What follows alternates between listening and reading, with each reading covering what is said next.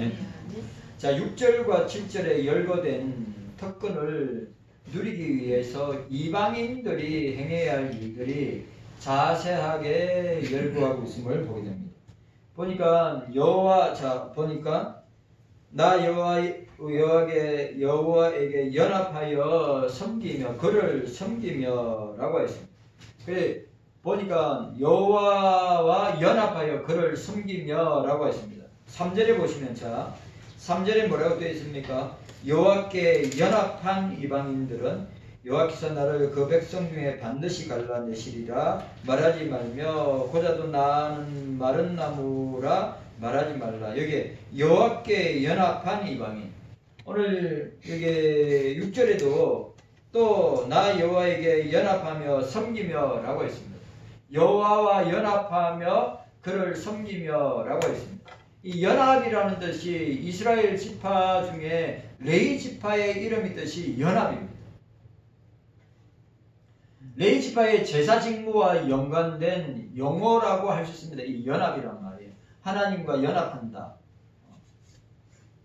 이것이 이 본 구절에 오늘 이 6절에서 말하는 제사란 구약시대의 제사와 다른 새로운 예배를 가리키고 있는데 이 새로운 예배는 오실 메시아를 위하여서 오늘 저와 여러분들이 지금 새로운 예배, 새로운 시대에 오실 메시아 예수에 대한 바른 이해가 있을 때만이 메시아가 어떤 분이 하나님이신 메시아가 메시아이신 그 예수 그리스도가 어떤 분인가를 알 때 참된 예배를 하게 된다고 하는 것입니다. 자, 요 말씀에 대한 이 예언 성취가 뭐냐? 요한복음 4장 수가성 여인과 주님이 대담하고 서로 나누고 있는 장면을 우리가 보지 않습니까? 보니까 21절에서 23절 예수께서 가라사대 여자여 내 말을 믿으라. 이 산에도 말고 예루살렘에서도 말고 너희가 아버지께 예배할 때가 이르리라. 너희는 알지 못하는 것을 예배하고 우리는 아는 것을 예배하노니 이는 구원이 유대인에게서 남이니라. 아버지께 참으로 예배하는 자들은 신령과 진정으로 예배할 때가 오나니 곧 이때라. 아버지께서는 이렇게 자기에게 예배하는 자들을 찾으시느니라. 하나님은 영이시니 예배하는 자가 신령과 진정으로 예배하라. 자, 오늘 이사야가 예언한 이 모습이 오늘 예수님은 요한복음 4장의 여인과 이 사마리아 여인과의 만남을 통해서 이사야가 예언한 내용의 부분을 말씀하고 있는 것입니다. 새로운 예배, 오실 메시아 예수에 대한 하나님을 바로 알지 못하고 삼일체 하나님을 바로 알지 못하고 메시아를 바로 이해하지 못한다면 올바른 예배를 드리지 못한다. 바로 이해할 때만 참된 예배, 바른 예배, 새로운 예배로 드릴 수 있다 라고 이사야가 말씀하고 있는 것입니다. 그래 오늘 6절은 그렇게 이야기하고 있는데 오늘 보시면 자 6절에 보니까 또 뭐라고 되어 있습니까? 나 여호와가 그 이름을 사랑하며 여기에 이름이란 말은 택자를 사랑하시어 또 사람들을 사랑하시어 그의 아들 예수 그리스도를 보내실 하나님 자신. 오늘 본문에 뭐라고 되어 있어요? 나 여호와의 이름을 사랑하며 이름을 사랑하며 라고 했습니다. 그러니까 하나님 자신을 가리키는데 예수님과 연관성이 있는 하나님을 모르고는 참 하나님을 사랑할 수 없다. 그러니까 여러분 우리가 성경에서 아주 중요한 말, 성경에서 주님을 만나지 못하면 그 주님을 사랑할 수 없다. 여러분 이건 확실해야 합니다. 저와 여러분들이 주님을 깊이 만나고 깊이 사랑해야 저와 여러분들이 주님을 알게 되고 사랑하게 된다라고 하는 것을 우리에게 보여주고 있습니다. 제가 요즘 로버트 저메인 토마스 선교사의 전기를 읽었는데 한 100페이지 정도 읽었습니다. 한 어저께인가 책을 사서 100페이지 분량 정도 읽었는데 책이 조금 두껍긴 두꺼운데, 그래 토마스 선교사가 여러분 아시다시피 우리 조선을 사랑하고 조선 백성들을 사랑하고 주님을 사랑하고 삼일체 하나님을 사랑하는 토마스 선교사가 27의 대동강변에서 참수형을 당했습니다. 결혼을 하고 토마스 선교사가 결혼을 했습니다. 결혼을 몇 살에 했냐면 24살인가 토마스 선교사가 결혼을 하고 상해로 갔습니다. 그러니까 토마스 선교사는 언어가 뛰어난 사람이에요. 그러니까 어느 정도로 뛰어났느냐면 중국이 간지 얼마 안 됐는데 중국 사람들과 자유롭게 복음을 전하고 자유롭게 대화할 수 있을 정도로 공부를 중국어를 어마어마하게 잘했습니다. 그런데 무슨 일이 있었냐? 토마스 선교사의 사모님이 아내가 아기를 가졌다가 저 사모님하고 친한 선교사님의 사모님이 갑자기 세상을 떠나는 바람에 그 아주 가까운 그 사모님이 세상을 떠나는 바람에 그 사모님이 너무 충격을 받아가지고 애를 유산했단 말이에요. 애를 유산했는데 유산하고 난 뒤에 병원에 유산하고 난 뒤에 병원에 혼수 상태에 계속 있다가 얼마 되지 않아서 세상을 떠나게 됩니다. 생각해보세요. 토마스 선교사 27의 대동강변에서 참수행을 당했는데 상해의 거점을 두고 런던 선교회, 유명한 런던 선교회 선교 회원으로 중국 상하이에서 거점을 두고, 거기는 여러분 아시죠? 그게 영국의 선교사들이 외국인들이 어느 정도 있었냐면 10,000명 이상 살았대요. 10,000명 이상. 상하이 지역에. 근데 그 사모님이, 그러니까 토마스 선교사가 다른 중국의 내륙에 있는 전도를 하기 위해서 나가 있다가 사모님 그렇게 돌아가십니다. 그러니까 너무 충격을 받아가지고 한참 동안 그 충격에서 헤어나지를 못했어요. 토마스 선교사. 그래서 토마스 선교사가 런던 선교에서도 사직을 하고, 너무 충격을 받아가 런던 선교에서도 사직을 하고 그냥 멘붕 상태에 있으면서 뭘 했냐면 중국 그 항구 지역에, 상하이가 이제 항구 지역이니까 항구 지역에서 통역을 했다. 통역을 하면서 먹고 살았다. 그런데 사모님의 마지막 유언이, 그 옆에 있던 그 어려 선교사였던 상해에 있던 어려 선교사님들이 그 토마스 선교사 사모님의 마지막 임종을 보면서 그 마지막 유언이 뭐냐면 주님은 가장 자비로우신, 가장 은혜로우신 분입니다. 그렇게 유언하고 주님의 부름을 받았어요.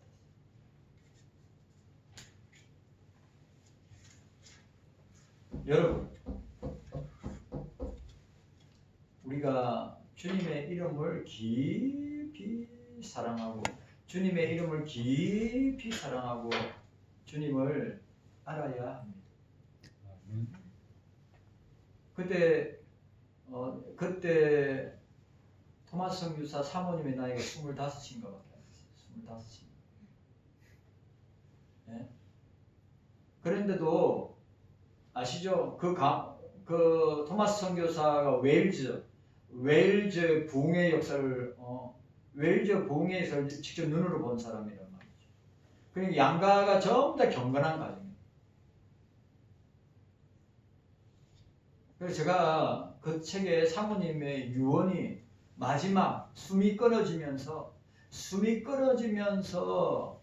유언 그 의사 선생님들한테 유언한 마지막 그게 남편에게 토마스 선교사한테도 해당되고 근데 토마스 선교사는 자식이 없이 죽었단 말이에요. 예?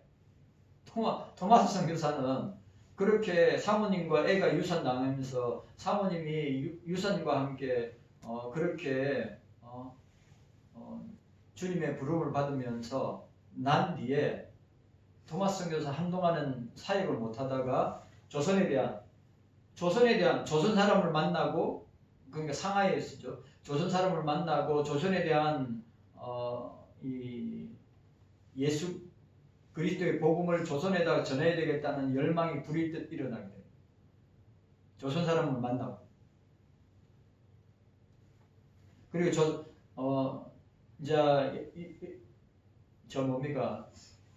토마스 선교사가 머물러 있던 곳에서 우리 조선까지, 우리 서해안까지죠. 서해안까지는 배로 한 210km 정도 된대요. 그렇게 왕래하면서 여러분 아시다시피 그 유명한 사건, 제너럴 셔먼호 사건으로 인해서 제너럴 셔먼호는 미국 빼고 그리고 그러니까 토마스 선교사에 대한 명함이 확 갈립니다. 북한에서는 토마스 선교사를 미제국주의자라고 해요. 미제국주의자. 간첩. 제너럴 셔먼을 타고 대동강번에 1866년도에 와서 그래 한국 교회는 토마스 선교사를 기념하고 그렇게 선교사의 사역을 높이는데 반대편에 남쪽에서는 토마스 선교사가 우리나라의 최초의 선교사다. 북쪽에서는 어떻게 해요? 미제국주의 간첩이다. 그리고 우리나라의 역사 가운데 토마스 선교사에 대한 평가가 딱 갈리고 있습니다. 그런데 중요한 것은 다 경건한 집안에서 자라서 토마스 선교사는 내가 보는 천재적인 기질을 갖고 있었기 때문에 언어에 탁월한 능력을 갖고 있었고 10대 초반 10대 14살 때 옥스퍼드에서 장학생으로 합격했고 나이가 어려가지고 또 국교도가 아니라는 이유 때문에 합격이 취소되었지만 17살에 다시 대학에 들어가서 2년 반 만에 대학을 마쳤단 말이죠. 그런데 그는 선교에 대한 열망, 영혼 구원에 대한 열망이 워낙 뛰어났기 때문에 그래 오로지 생각이 중국에 있는 영혼들 상해 결혼을 하고 얼마 안 돼서 상해에서 사모님이 세상을 떠나게 됩니다. 주님이 그 유언이 참 전기 안에 있는 그 마지막 유언의 내용이 그 사모님의 유언의 내용 주님은 가장 자비롭고 은혜로우신 가장 자비로운 주님이십니다.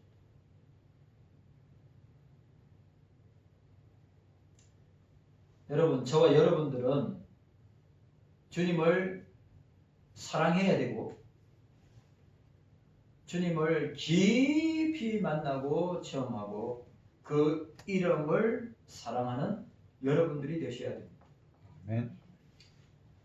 예수님과 연관성이 있는 하나님을 모르고는 참 삼일체 하나님을 모르고는 하나님의 사랑을 모른다고 하는 사실입니다. 자, 여기에 또 6절에 보시기 바랍니다. 6절에 또 뭐라고 되어 있습니까? 나 여호와의 이름을 사랑하며 나의 종이 되면 자, 종이 되며 라고 했으니 이 종이란 말은 메시아의 대속 사역을 핵심으로 하는 복음을 이방에 전하는 자, 복음을 이방인들에게 전하는 자, 메시아도 되지만 누구도 됩니까? 바로 저와 여러분들을 두고 이야기하고 있습니다. 먼저 그리스도 자신이 종이 되실 것이고 계속해서 그 교회가 종의 직무를 계속해서 이어받아서 하게 되겠습니다. 우리는 종이다. 여러분, 예수님은 섬기기 위해서 오셨습니다. 예수님은 많은 사람의 대속물이 되기 위해서 오셨습니다. 예수님은 종이 되시기 위해서 오셨습니다. 오늘 저와 여러분들도 종이 되어야 합니다. 아멘. 섬김을 받는 자가 아니라 섬기러 온 자들입니다. 그리고 도리어 많은 사람의 대속물로, 그러니까 그 예수님이 많은 사람의 대속물로 죽으신 것처럼 2000년 기독교 역사, 2000년 기독교 역사는 바로 예수님을 따라가는 종으로서, 예수님이 종의 형체를 가지고 종으로 사신 것처럼 그 예수님의 제자된, 예수님의 종된 자들, 저와 여러분들도 어떻게 해요? 종으로 섬기면서 우리가 그 직무를, 사명을, 직분을, 사역을 감당해야 한다. 아멘. 여러분, 우리는 그리스도 안에서 종입니다. 아멘. 우리는 그리스도 안에서 종입니다. 우리는 그리스도 안에서 자유를 얻은, 옛날 죄의 종로로 하던 종이 아니라 그리스도 안에서 완전한 자유를 얻고 누리는 종이란 말이에요. 죄의 종과 그리스도 안에 자유를 누리는 종은 하늘과 땅 차이란 말이에요.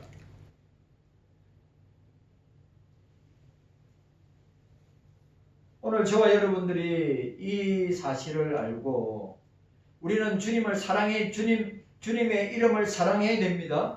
우리는 주님이 종으로서 낮아지시고 죽기까지 복종하시고 또 우리를 위하여 제물 되신 것처럼 우리는 종으로 살아야 된다. 아멘. 라고 하는 것을 우리에게 보여주고 있습니다. 이 종이란 메시아 대속 사역을 핵심으로 하는 복음을 이방에게 전하는 자를 말합니다. 오늘 저와 예수님 자신도 되지만 오늘 저와 여러분들을 두고 종이란 말을 표현할 수 있는 거예요. 그리스도 자신이 종이 되실 것이고 계속해서 그의 피로 사신 교회를 통하여서 저와 여러분들이 종의 직무를 계속해서 어떻게 해요? 전수해야 된다. 우리는 종이다. 우리는 섬기는 자다. 우리는 군림하는 자가 아니라, 우리는 주인 행세하는 자가 아니라 우리는 종으로 섬기는 자로 우리는 사는 자들이다. 확실하게 믿고 고백하시기를 바랍니다. 아멘. 저와 여러분들은 하나님의, 삼위일체 하나님의 이름을 사랑할 뿐만 아니라 그 종으로 오신 메시아를 사랑하고 그 종으로 오신 메시아의 삶을, 제자의 삶을, 자기를 부인하고 자기 십자가를 지고 따라가는 그 종의 직무를 저와 여러분들이 감당하고 그것을 어떻게 해요? 전수해야 됩니다. 내가 우리 자녀들에게, 자녀가 그 다음 자녀들. 토마스 선교사가 그 27살, 호부 27살밖에 되지 않는 젊은 나이에 그래 한문성경 3권을 갖다 최치량한테 전달해 줍니다. 그래 그 최치량 이제 목이 잘리는 토마스 선교사를 봤죠. 그게 그리스도인들이 어떻게 됩니까? 그 토마스 선교사의 시신을 갖다가 그 대동강 언덕변에다가 묻는단 말이에요. 그리고 그게 또 유명한 교회가 세워요. 토마스 기념교회가 세워져. 그래 그 성경책을, 그 3권의 한문 성경을 가지고 보세요. 영국에서, 영국 성공에서 만들어진 중국어 성경이니까 얼마나 잘 만들었겠어요. 그래 조선 사람이 그런 성경 처음 보니까 아주 얇은데 글이 빼다가 한자로 써 있으니까 얼마나 보기 좋아요. 근데 뭐로 쓰겠어요? 화장실용으로 쓰고 모르니까 그 성경책을 찢어가지고 벽지로, 집에 벽지로. 그래 그 성경책을 받은 사람이 자기 집에 벽지를 붙이다가 그 벽지에 말씀이 그 사람에게 들어와가지고 회개하고 작업하고 통회하면서 세운 교회가 널다리 교회입니다. 널다리 교회. 네? 그 교회가 토마스 선교사가 전해준 그 성경책을 가지고 찢어가지고 방에 벽지로 붙였던 그 사람이 그 말씀이 자기에게 들어오면서 회개하고 자복을 통회하면서 어떻게 해요? 예수 믿게 돼서 그 집을 널다리 교회로, 그 널다리 교회가 평양 장대현 교회, 평양 1907년에 평양에 대각성 해계 운동이 일어났을 때 폭발한 곳이, 집회한 곳이 어디입니까? 장대현 교회 모체 교회가 널다리 교회. 보세요. 터툴리안이 이야기한 것처럼 교회 순교자들의 피가 교회의 씨앗이다. 예? 순교자들의 피가 교회의 씨앗이다. 토마스 선교사가 이렇게 대동강에서 목 잘려 죽고 난 뒤 그 피가 대동강을 타고 어디까지 대동강을 타서 북한강에서 한강에서 낙동강으로, 그러니까 굽이굽이 그 토마스 선교사의 피가 강물을 타고 우리 한반도 중심을 쫙 가르고 흘렀단 말이에요. 그래서 이런 나라가 된 거예요. 그래서 세계 선교 역사의 일에 유례를 찾아볼 수 없는 선교의 나라가 된 거란 말이에요. 그 한 사람 때문에, 그 한 사람의 죽음이 아무것도 아닌 것처럼 보일 수 있지만 자기 선교 사역은 실패하고 맞죠? 토마스 선교사는 자기는 실패했다고 생각했단 말이에요. 예? 사모인데 애도 죽고 그렇게 사람들이 기대하고 그렇게 뛰어난 설교자요, 뛰어난 학자요, 뛰어난 선교사였던 그가 아내와 자식이 죽고 난 뒤에 삶을 거의 얼마든지 그래 할 수. 여러분 생각해보세요.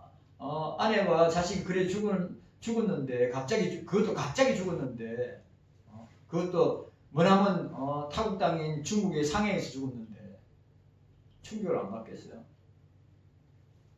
그리고 런던 선교에서도 되게 기대하고 주변의 사람들 되게 기대했는데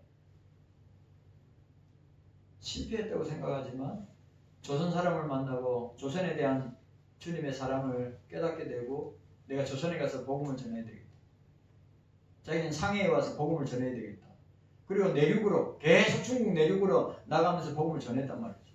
그러다가 조선 사람을 만나고 조선에 대한 내용을 알게 되고 또 선교부에다가 조선 선교에 대한 부분을 편지로 써서 선교 보고를 하는 그런 장면들이 나오고. 여러분, 오늘 저와 여러분들이 기억해야 될 것은 예수를 위해서 죽는다. 여러분, 예수를 위해서 죽는다.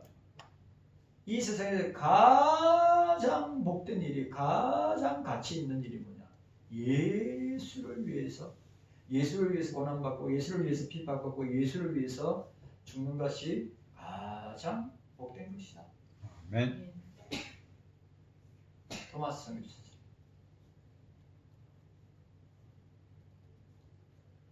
그렇기 때문에 저와 여러분들이 예수님의 이름을 사랑해야 되고 예수님의 종이 되어야 한다. 남을 나보다 낮게 여기고 예수님을 따라가기 위해서는 자기를 부인하고 자기 십자가를 지고 가야, 자기를 부인하지 않고 자기 십자가를 지고 가지 않는다면 그거는 뭡니까? 종교인입니다. 종교인. 예수님의 제자 아니에요. 깨닫는 은혜가 저와 여러분들에게 있기를 바랍니다. 아멘. 여러분, 주님을 우리는 오늘 이사야가 그 하나님의 이름을 사랑해야 되고 종이 되어야 된다. 오늘 우리를 향한 이사야 2750년 전에 이사야가 우리에게 선포하는 말씀. 메시아처럼 그 메시아의 이름을 사랑하고 메시아가 어떤 분인가, 하나님이 삼일째 하나님이 어떤 분인가를 우리가 알고 깨닫고 그 하나님을 믿음으로 말미암아 어떻게 해요? 예수님의 메시아의 종이 되어야 한다.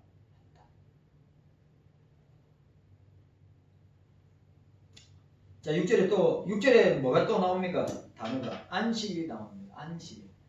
안식일은 영원한 구원의 표가 되며 영원히 지키게 될 것이다. 지금 안식일이 어떤 날입니까? 지금 안식일이 어떤 날이에요? 지금 안식일이 어떤 날이에요? 지금 안식일이 어떤 날이에요? 주일이잖아요. 로드스데이, 주일이란 예수님이 부활하신 날. 안식일은 사도 바울이 안식 후 첫날, 그러니까 사도 바울이 그전에는 회당에서 안식일 날 모임을 가지고 강론하고 예배를 드렸지만, 그 다음에 이제 8장 9장 그쪽으로 넘어오다 보면 뭐가 나오냐 하면 안식 후 첫날, 기가 막힌 표현. 안식 후 첫날이면 주일입니다. 주일날부터 성찬을 행하고 주일날에 예배드리고 주일날에 강론을 하고 성경 공부를 하고. 여러분, 우리 기억해야 됩니다. 안식일을 거룩하게 지켜야지. 안식은 구원받은 자의 표.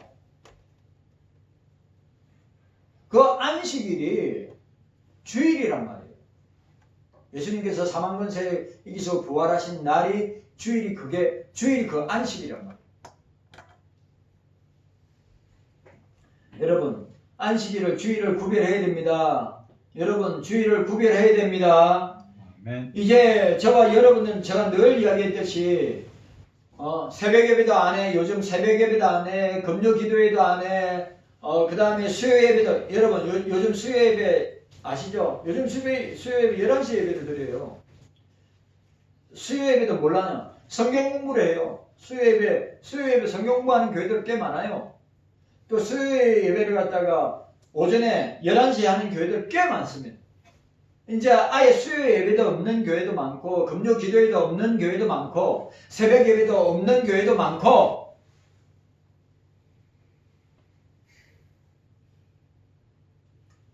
그런데 여러분, 이 주일을 지키는 것은, 안식일을 지키는 것, 주일을 지키는 것은 구원받은 주의 백성들의 구원받은 표라. 안식일을 거룩하게, 주일을 거룩하게 지키는 것이 저와 여러분들이 이 땅에 있는 동안에 해야 될 주님의 명령이라. 아멘. 내가 저번에 질문했죠. 우리가 기도 훈련하죠. 우리가 예배 훈련합니다. 맞죠? 그거 어디서 또 해옵니까? 장희천 집사님 이 세상 떠나면 어디서 기도합니까? 천국에서. 예배는요? 천국에서. 우리 장희천 집사님 내가 몸이 피곤하니까 하루 정도 쉬면서 천국에서 하루 정도 쉬고 기도를 갖다가 예배를 갖다가 하루 정도 쉬어야 되겠다. 장 집사님 영원히 기도하고 영원히 예배합니다. 쉬는 게 없어요. 우리가 이 땅에 있는 거. 그래, 또 이런 소리 들으면 내가 막 이런 주일학교 중고등부 대학 청년들 와 지겨워라, 죽을 것 같아. 막 왜? 내가 이야기했잖아. 오주연이 야, 천국에서 영원히 예배드리고 영원히 찬양하고 영원히 기도해야 돼. 목사님 어떻게 영원히 기도하고 영원히 어떻게 예배를 드리고 영원히 어떻게 찬양하고 죽을 것 같아요. 오주연이 오주연이 보니까 목사님 제발 그런 일이 없기를 바랍니다. 그런 느낌이. 내가 지금 성경에 있는 이야기 그대로 하는 거예요. 장 집사님, 천국에 가면 뭐 하겠어요? 기도하지요. 천국에 가면 뭐 하겠어요? 예배드리죠. 천국에 가면 뭐 하겠어요? 찬양하는데, 그게 하루 이틀, 1년, 10년이, 영원히 이터널 라이프, 영원히, 기도하고 예배하고 찬양한단 말이요. 그럼 이 땅에서 뭐 하냐? 그거 훈련하는 것이란 말이에요, 훈련. 그런데, 정신 나간, 이제 이 한국교회가, 유럽 교회도 미국 교회도 이 그 선조들의 신앙과 전통을 싸그리 다 어떻게 해요? 짓밟아버리고 어떻게 합니까? 미국 교회 일주일에 한 번 예배드려요. 좋아할 사람이 있다니까. 좋아할 사람이 있다니까. 일주일에 한 번이라고요. 한 번. 일주일에 한 번. 유럽 교회도 일주일에 한 번. 이 정신이 조금 있는 교회, 한인 교회들이 새벽 기도회도 하고 수요 예배도 하고 금요 기도해야 되지. 여러분 미국 교회나 유럽 교회 사람들은 일주일에 한 번. 예? 일주일에 한 번.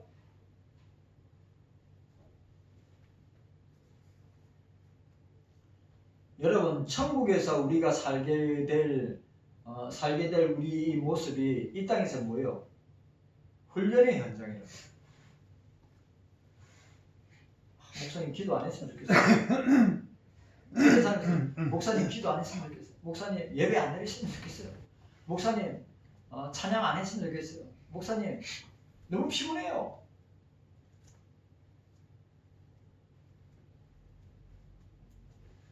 여러분 기억하시기 바랍니다.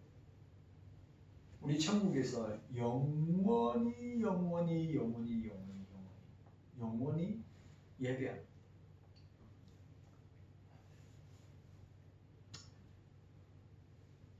그래서 우리는 이 주일을 안식일을 거룩하게 지켜야 됩니다. 구원받은 자들의 표가 맞습니다. 구원받은 자들의 표가 맞아요. 구원받은 사람은 주일날 어기지 않습니다. 여러분 유대인들 골수 유대인들 정통 보세요. 골수 유대인들 정통 유대인들 안식일 절대로 어기지 않습니다. 그게 너무 뭡니까? 형식화되어 있어서 그게 문제지.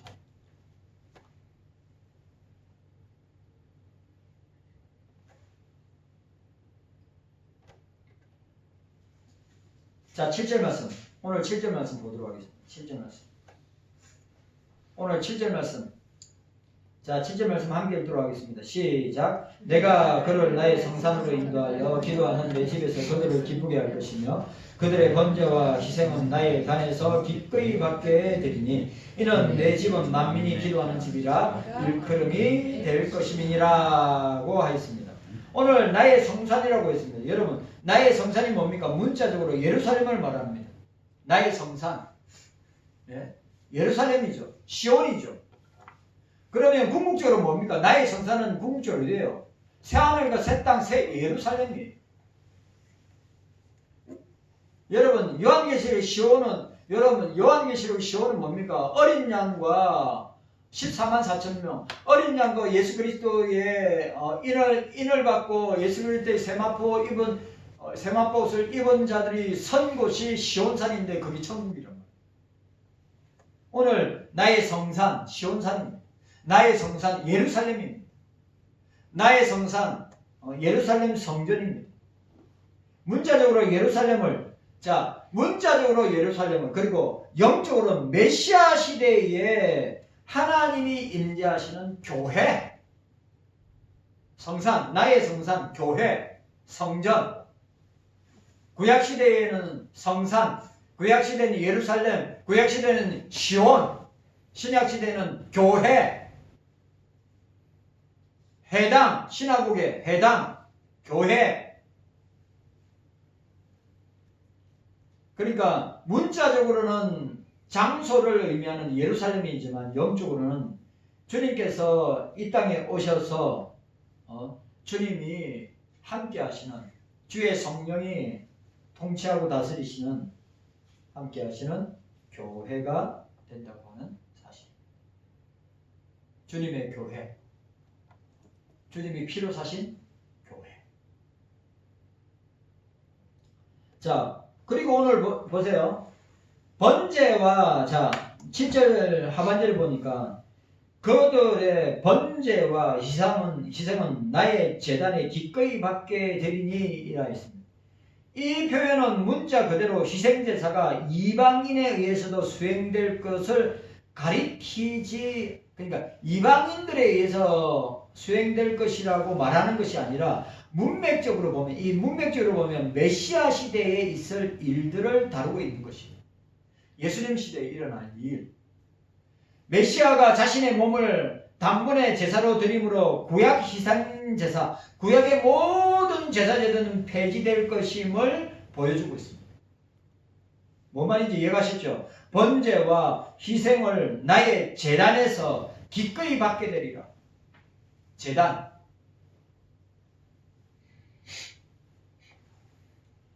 핵심은 이스라엘의 특권과 우월성이 사라지게 된다고 하는 것입니다. 번제와 희생은 이스라엘만의 특권이었고 그들의 우월성을 근거하는 것이었단 말이죠. 근데 뭐요? 구약시대의 모든 제사제들은 메시아를 통해서, 신약시대 메시아를 통해 다 폐지되었기 때문에 모든 사람들이 대제사장을 거치고 제사장을 거쳐서 하나님 앞에 나갔지만 메시아가 오심으로 메시아 시대, 교회 시대를 통해서 어떻게 해요? 어느 누구도 예수의 이름으로, 삼일째 하나님의 이름으로, 예수님의 이름으로 어느 누구나 다 예배드릴 수 있고 주님 앞에 나갈 수 있고 하나님 앞에 번제와 희생, 이스라엘 백성들만의 특권이라고 할 수 있는 그들의 그 우월주의, 그들이 이방인들은 개 취급하고 자기들만 구원받는다고 하는 이 유대주의, 또 민족주의, 선민사상, 그런 것들이 어떻게 해요? 메시아 시대의 도래를 통해서 메시아가 예수 그리스도가 오므로 어떻게 해요? 메시아가 십자가에 살찌고 피 흘려 죽으심으로 성소와 지성소에 있는 휴장이 위에서 아래로 찢어짐으로 모든 사람이 다 하나님 앞에 나아갈 수 있는 길을 열어놓은 것을 말씀하고 있는 것입니다. 자, 오늘 여기 보니까 7절에 보니까 7절 말씀 보시기 바랍니다. 7절에 뭐라고 되어 있습니까? 이는 내 집은, 보세요. 이는 내 집은 만민이 기도하는 집이라 일컬음이 될 것임이라. 이는 무엇이 될 것임이니라. 이는 무엇이 될 것임이니라. 본절 3권에 기록된 이방인의 특권, 수혜의 근거입니다. 만민이, 보세요. 이제 여러분, 성전으로 우리가 말하는 예루살렘 성전에 나갈 수 있는 사람은 어떤 사람이에요? 유대인들밖에 못 나갔다 이 말이에요. 이해 가셨습니까? 그런데 예수 그리스도를 통해서 어떻게 해요? 저와 이방인들은 유대인들에게, 지금도 유대인들은 우리 같은 이방인들은 저주와 사단과 지옥의 백성이라고 생각해요. 그런데 어떻게 해요? 이는 내 집은 만민이 기도하는 집이라. 내 집은 만민이 기도하는 집이라. 만민이라 할 때 뭡니까? 요한계시록적인 표현에서 이루 셀 수 없는 나라와 민족과 백성과 방언과 족속들이 만민이라. 어떻게 해요? 내 집은 만민이 기도하는 집이라. 진짜 놀라운. 이방인의 특권 수혜의 근거가 되는 것입니다. 내 집은 오늘 만민이 기도하는 집이라. 하나님의 집은, 경서교회는 주님의 집은, 주님이 밥값으로 사신 집은 만민이 기도하는 집이라. 모든 사람이 다 나와서 기도할 수 있는, 그 가운데 택자도 있고 불택자도 있다. 착각하면 안 됩니다. 만민이라고 할 때 여러분, 만민이라고 할 때 만민이 다 구원받는다는 그 말은 아니에요. 그러니까 빈부여와 신분, 배움의 유무, 사회적 지위에 관계없이 모든 사람들이 주님의 집에, 하나님의 집에, 교회에 나올 수 있다. 이 말이에요. 근데 중요한 것은 뭐예요? 그게 택자도 있고 불택자도 있다. 라고 하는 사실입니다. 그 근거는 하나님께서 이스라엘에게 국한화했던 특권을 만민으로 확장하고 있는 것입니다. 그러니까 이 말은 땅 위에 있는 세상 가운데 지구촌 가운데 땅에 있는 모든 백성에게로 확대되어서 퍼져나가는 것을 보게 됩니다. 이 같은 결과를 낳은 것은 온 인류를 상대로 하는 메시아 대속 사역을 보여줍니다. 여러분 보세요. 예수님은 보세요. 모든 사람이 예수 믿을 수 있어요, 없어요? 모든 사람이 예수 믿을 수 있어요, 없어요? 모든 사람이 예수 믿을 수 있다고 우리가 말할 수 있어요, 없어요? 예수님은 자기 백성을 위해서 오셨어요. 그런데 여러분, 우리가 만민에게, 모든 사람들에게 복음을 전해야 되는 이유가 뭡니까? 그들이 택자인지 아닌지 모르기 때문에 만민에게 복음을 전하고 모든 민족과 나라와 백성과 족속들에게 복음을 전하는 것입니다. 우리가 이거 놓치면 안 됩니다. 그러니까 모든 사람을 향하여 메시아 대속 사역을 보여주고 있지만 모든 사람이 다 구원을 받느냐 이 말이에요. 모든 사람이 다 예수를 믿느냐 이 말입니다. 아니라 이 말이에요. 예수님은 자기 백성을 자기 주에서 구원하시기 위해서 오셨다. 그러면 예수님은 그렇게 말씀하셔야 됩니다. 모든 백성의 죄에서 구원하시기 위해서 오셨다고 말씀하셨어야 합니다. 그런데 마태는 그렇게 선언하지 않아요. 자기 백성의 죄를 구원하시기 위해서 오셨다라고 하는 것입니다. 이방인까지 성전을 향하여 기도하게 해달라고 하는 강구가 성전 봉헌 당시 솔로몬에 의해서 언급된 바가 있습니다. 그러나 이를 복음의 우주적 성경과 관련지어 명확히 표현한 것은 이사야에 와서 이사야가 분명하게 오늘 나라와 민족과 방과 백성과 족속들에게 만민에게 내 집은 만민이 기도하는 줄, 내 집은 만민에게 복음을 전파하는 것이. 이사야 솔로몬에서 약간의 그림자 비슷하게 보였지만 완벽하게 드러난 것이 오늘 이사야서를 통해서 드러나게 됩니다. 자, 주님이 따라합시다. 주님의 집은 만민이 기도하는 집이요, 예배하는 집이요, 선교하는 집이요, 전도하는 집입니다. 자 보세요. 만민이라고 했어요. 만민이라고 할 때는 방과 족속과 나라와 민족과 모든 것을 초월하는 것입니다. 그런데 만민이 다 구원받느냐? 구원 안 받습니다. 택자들에게만 구원이 주어집니다. 그리고 우리가 그 택자들이 주님의 택자인지 아닌지 모르기 때문에 어떻게 해요? 온 인류에게, 만민에게, 지구전에 있는 사람들에게 복음을 선포하는 거예요. 복음을 전하고 선교하는 것입니다. 깨닫는 은혜가 저와 여러분들에게 있기를 주님의 이름으로 축원합니다. 주님 감사합니다. 깨닫는 은혜가 있게 하여 주시기를 원합니다. 주님 도와주시옵소서. 하나님 아버지, 주님을 사랑하고 또 주님께서 종으로 우리를 섬긴 것